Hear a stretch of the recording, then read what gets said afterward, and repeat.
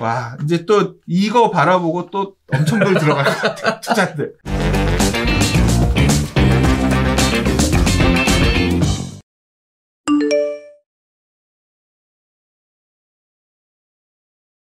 자, 네 번째 이야기입니다. 공공재개발 퇴짜 맞은 창신동, 가리봉동이 공공기획으로 돌아섰다라는 얘기입니다. 공공기획, 또 새로운 단어가 네, 나왔는데요. 보겠습니다. 창신동 재개발 추진위 공공재개발 사업을 추진했으나 도시재생지역이라는 이유로 퇴짜를 맞았답니다. 그래서 창신동하고 가리봉동 일대의 주민들이 서울시에 공공기획 재개발을 준비 중이라고 하는데요. 퇴짜 맞은 이유가요. 서울 도시재생 지역들은 주거 환경의 노후화가 심각하다며 앞서 공공재개발 공모 신청을 추진했으나 서울시는 도시재생 예산과 공공재개발 예산이 중복 지원된다는 이유로 배제를 시켰습니다. 자, 그래서 서울시 공공기획 민간재개발 공모를 9월 달에 하고요. 거기에는 도시재생지역을 포함하겠다라는 얘기가 나오고 있어요. 그래서 서울시가 공공기획 민간재개발이라는 걸 하겠다라는 건데 결국은 도시재생지역은 이 부분들이 출구 전략이다 라고 생각을 하고 있고요. 거기에 따라 현재 추진위가 공모 접수를 위한 준비동의서를 준비하고 있는 상황이라고 합니다. 공공기획 재개발이란 공공기획 재개발은 서울에서 추진하는 민간 재개발 사업 제도입니다. 민간이 주체가 돼서 재개발을 추진하되 사업 초기에는 서울시가 개입해서 정비계획의 공공성을 반영한다라는 식인데요. 초반 인허가 과정이 빠르게 진행돼서 통상 정비구역 지정까지 5년 정도 소요되는 것을 2년으로 단축할 수 있는 장점이 있다고 해요. 서울시는 공공기획 민간 재개발 공모를 당초 계획인 10월에서 9월로 한 달 앞당긴다라고 하고요. 개발과 정비를 포함하는 2세대 도시재생을 선포하며 재개발 연계형 사업을 통해 도시재생 구역에도 공공기획 재개발을 허용하기로 했다고 합니다. 과거의 도시재생하고 지금 공공기획 재개발은 전혀 다른 개념이 적용되는 거예요. 자, 창신동, 가리봉동 외에 전체 도시재생지역 20곳 가운데 13곳이 공공기획 민간재개발 공모 신청을 고려 중인데요. 숭인동, 서계동, 구로 1구역, 장위 11, 13구역, 동자동, 자양 4동, 불광 1동, 신림 4구역, 행촌동, 상도동 등이 그 대상이라고 합니다. 자, 서울시는 공공기획 민간재개발을 통해서 5년간 매년 2만 5천 가구를 공급한다는 목표로 25개에서 30개 구역을 선정한다는 계획인데요. 자, 여기 재밌는 얘기들이 계속 쏟아져 나오고 있습니다. 아, 요새는 헷갈려 죽겠습니다. 공공재개발하고 공공기획재개발은 또 뭐가 다른 건지.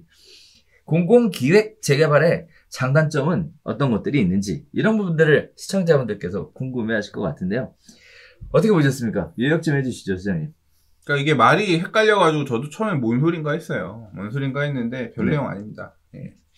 별 내용 아니고요.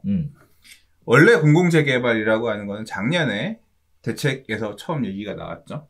서울에 정비 예정 구역들이 많이 있는데, 그러니까 사업을 추진하려고 서울시의 재개발 기본계획 안에 세워는 놨는데 포함은 되어 있는데 사업성을 이유로 사업이 못 가고 있던 곳들이 있다.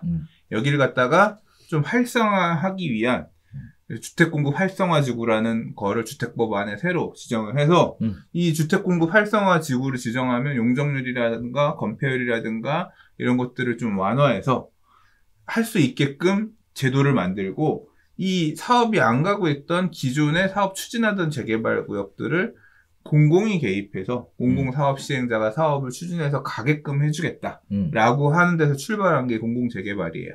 그래서 작년 9월에 공공재개발 후보지 선정을 했고요. 그러니까 그 공모를 했고요. 올해 1월하고 3월에 2번. 예, 그래서 공공재개발 후보지 선정을 했습니다. 추진하고 있죠. 여러분들 잘 알고 계시는 뭐 흑석 2구역 이런 곳들이 이제 이런 것들을 받아가지고 지금 공공재개발을 가겠다. 후보지 선정돼서 지금 하고 있어요. 근데 올해 4월에 서울시의 오세훈 시장이 이제 서울시장 야당이죠. 예, 올해 당선이 되면서 뭘 했냐면 민간재개발 활성화, 민간재건축 활성화 이런 내용들을 공약으로 내걸었고, 그리고 이제 딱 되자마자 바로 이제 내놓은 게 뭐냐면 재개발을 다시 한동안 가동이 안 되던 재개발을 다시 가동하겠다 이 얘기를 했어요. 근데 그러면 재개발을 앞으로 민간 재개발, 그러니까 민간이 사업 시행 주체가 되는 재개발 사업을 그러니까 사업 시행 주체가 된다는 얘기는 뭐냐면 사업 시행자가 공공재개발은 LH, SH 등 공사예요. 얘네가 땅을 갖고 가서 관리 처분도 하고 다 하고 나중에 집 져서 주는 이런 개념이면 민간 재개발은 그 사업 주체가 누가 되는 거냐면 LH, SH가 되는 게 아니라 우리가 조합을 만들어서 법인을 등록하고 조합이 사업 주체가 되는 거예요. 그러니까 그런 민간 재개발을 활성화하겠다라고 해서 연간 뭐 25,000원, 그래서 앞으로 5년간 13만 원 정도를 그 민간 재개발 사업을 통해서 다시 하게끔 하겠습니다라고 오세훈 시장이 발표를 했었잖아요. 근데 그 내용에 지금 뭐가 붙은 거냐면 공공기획이 붙은 거예요. 민간 재개발인데 니네 맘대로 하는 게 아니라 또는 니네가 해갖고 온 거를 우리가 잘 검토해서 해주겠다는 얘기가 아니라 그냥 니들은 사업 주체만 돼. 기획은 우리가 다 해줄 테니까 우리가 하라는 대로 해. 그렇게 하면 빨리 할 수 있을 거야. 라고 하는 공공기획 재개발을 하겠다는 거예요. 그러니까 민간 재개발의 이름이 그냥 공공기획 민간 재개발 이름으로 바뀐 거라고 보면 돼요. 근데 그러면 어디에 할 거냐? 원래는 공공재개발할 때는 과거의 도시재생사업. 도시재생사업이라는 건 다시 설명을 하면 뭐냐면 창신동이니 뭐니 이런 지역, 도시재생지역이라고 이름 붙은 지역들은 뭐냐면 과거의 재개발 사업 등을 추진하다가 여러 가지 사유. 근데 주로 많은 사유는 주민들이 우리 재개발 안 할래요라고 해서 해제한 경우들이 많아요. 주민들이 해주세요 요청을 해서 해제한 경우들도 많이 있거든요. 이런 해제 지역들이 니네 재개발하기 싫다 그래서 도시 재생한다며. 그래서 돈 줘가지고 도시 재생 사업을 한 거야. 창신동 이런 지역들 같은 경우는 뭐 선도 지역 이런 거 지정해가지고 또 되게 막 박원순 서울시장 시절에는 언론에도 많이 홍보해가면서 도시 재생 사업을 했던 곳이죠. TV도 나오고 홍보 자료도 많이 뿌리고 했던 곳인데 이 지역이 그렇게 도시 재생하라고 했는데 다시 우리 공공재개발 할래요? 라고 넣으니까 야 니들은 재생한다고 해서 우리가 재생지역으로 선정도 해주고 돈도 줬던 곳이잖아. 근데 어떻게 바로 다시 재개발하겠다 그래? 안 돼! 라고 해서 이 지역들은 배제하고 공공재개발 구역들을 정했거든요. 근데 이번에 공공이 기획을 해서 하게 되는 민간 재개발에는 이런 도시재생 지역으로 정해졌던 곳들도 재개발 구역으로 지정할 수 있게끔 기준을 바꾸겠다 했다는 그 얘기예요. 그래서 앞으로는 이런 전면 철거 방식의 정비 사업인 재개발 방식으로도 도시재생을 하겠다. 도시재생은 원래 굉장히 큰 범주의 얘기입니다. 그러니까 페인트에 벽화 칠하는 것만 도시재생이 아니라 재개발 사업도 도시재생의 범주에 있어요. 다 얼고 짓는 재건축 사업도 도시재생의 범주 안에 있는 겁니다. 그래서 이제 제2세대 도시재생을 선포하며 재개발 연계형 사업을 통해서 도시재생 구역에도 공공기획 재개발을 허용하기로 했다. 그러니까 재개발 사업을 도시재생 사업 했던 곳에도 하게끔 지정해 줄 수 있게끔 가능성은 놓겠다 그런 얘기입니다. 그렇죠. 근데 저는 역시나 이 공공기획이라고 하는 말이 계속 마음에 안 들어요.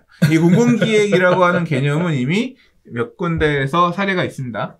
흑석 11구역이 이제 공공기획이 들어가서 만들어졌고 그 다음에 지금 추진하는 시장님은 지금 변경됐지만 사실 이 노선은 그대로 박원순 시장님 시절에 하던 걸 이어봐서 하고 있는 거예요. 뭐 달라진 게 없어요. 그러니까 이게 지금 이름을 바꾸고 앞으로 개수를 이만큼 많이 하겠습니다라고 발표한 것만 바뀐 거지 이 뼈대는 이미 박원순 시장님 시절에 다 발표했어요. 그 시절에 뭐 진희선 행정부 시장이 나와서도 열심히 얘기했었고 그래서 나온 곳들이 예를 들자면 금호동 3가 1원 옛날 금호 21구역이 해제됐던 지역이 시범사업지로 선정돼서 금호 21구역 해제됐던 곳이랑 상계 5구역이 공공기획 요 내용으로 선정이 돼가지고 지금 추진하고 있거든요. 상계 5단지랑 이 금호 21구역 후보지랑. 그리고 앞으로 이제 그 방식대로 가서 보면 이게 공공기획이라고 하는 게 결국 뭐냐면 단지를 쪼개는 거예요. 그래서 밖으로 여는 거죠. 아파트 단지를 그 금호 21구역 해제됐던 금호동 3가 1원도 가서 그 기본 계획 살펴놓은 걸 보면 이 택지를 4등분 해가지고 잘라서 이 외부의 사람들이 오갈 수 있는 보행로들, 공원길 같은 걸 만들어요. 그 단지가 다 열리는 거죠.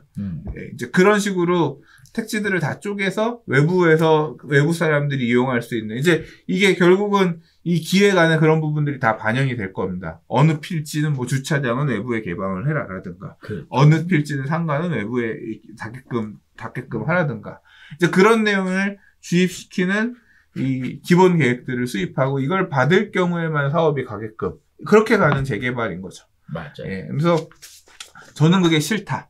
개인적으로는 싫다라는 거였고, 앞으로 받아들일 거냐. 그런 방식의 재건축은 아마 받아들이기가 쉽지 않을 거다. 또 기준이 바뀔 때까지 버티지 않겠냐, 뭐, 그런 식으로 말씀드렸고, 재개발은 이거라도 감사합니다라고 하면서 받을 가능성이 크다. 왜냐하면 이걸 안 하면 그냥 슬러가 되는 건데, 그러니까. 또는 그냥 알아서 빌라 짓고 사는 건데, 그렇게 쪼개서 짓더라도 하는 게 나으니까. 그래서 아마 공공기획 재개발은 그냥 민간이 100% 하든 말든, 그거 상관없이 공공기획 재개발이라도 주시면 감사하면서 동아줄 잡고 가려고 그렇죠. 다들 열심히 갈 건데, 이렇게 도시재생, 사업이 갔던 도시재생 구역에도 이게 간다고 하면 얼른 받아서 가는 게 좋겠다. 그리고 여기 지금 사실 이름 이렇게 나온 숭인동, 서계동, 구로일구역, 장이11, 13, 동자동, 자양동 막 나오는데, 와, 이제 또 이거 바라보고 또 엄청들 들어갈 것 같아요. 투자들. 사람들 막 또 이제 희망회로 돌리면서, 갖고 계신 분들은 이제 염원을 가지고 기도를 하면서 또 넣을 거고, 또 이제 추진하고 있는 곳들은 또 투자하려고 하는 사람들도 또 엄청 갈 거예요. 왜냐하면 공공기획 민간 재개발은 아마 후보지로 지정되면 그때부터 토지거래 허가를 묻거나 이런 거는 가능할 것 같은데, 그러니까 거래를 제한하는 투기 제한 제도들은 넣을 것 같긴 한데, 우리 공공재개발 착각하고 있는 도심공공주택 복합사업, 다음에서 언급하겠지만, 이게 이름은 비슷한데 사업 방식이 전혀 다른 애들이 있거든요. 사면 무조건 청산되는 애들이 맞아. 있어요. 이제 그거랑 다르기 때문에 이건 사도 청산은 안 되거든요. 지금 시점에서. 맞아요.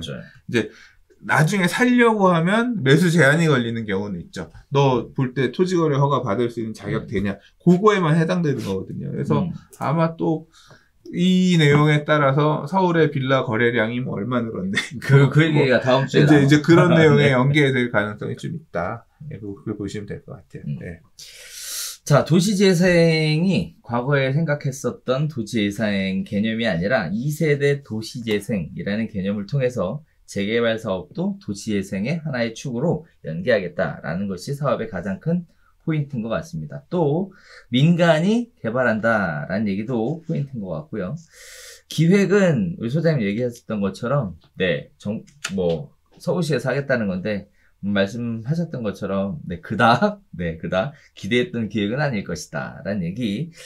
자, 그리고 또 제가 이 기사를 픽하면서 지역을 이렇게 쭉 꼽아놨는데 꼽아놓은 지역들 잘 보시다가 나중에 이 지역에 가격 올랐다라는 얘기 나오시면 우리 잘못이 아니라는 거 네. 이렇게 추진되고 있다라는 거 한번 참고해 보시면 좋겠습니다. 저도 궁금합니다. 지금 안 그래도 빌라 거래량 엄청나게 올라가고 있다. 요새 빌라는 증여형 부동산으로 아주 각광받는 상품이다. 이런 얘기들이 나오는데 이런 지역들도 가보면 또 난리가 나지 않을까 싶습니다.